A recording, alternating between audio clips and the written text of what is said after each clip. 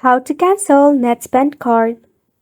For this, you can go ahead and contact the customer service of NetSpend, and yes, that is the only technique.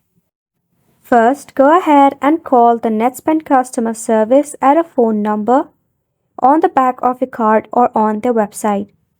Provide them with a card number and other identification information for verification purposes. Ask them or request for cancellation. They may ask a reason for your cancellation or any issue you are experiencing behind the reason of the cancellation. After that, follow the instructions given to you.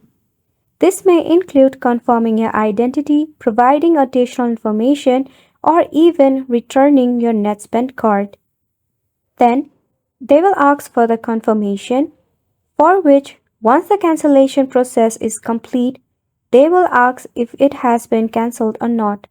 Make sure to record any reference number or confirmation code provided for your record. You can also go ahead and check your account for any remaining balance or pending transactions.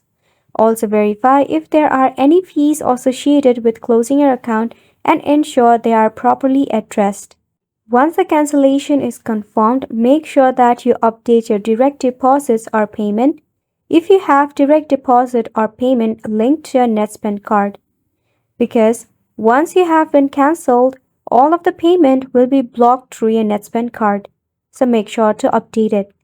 It is essential to follow up and ensure that your NetSpend card has been cancelled to prevent any unauthorized charges or fees.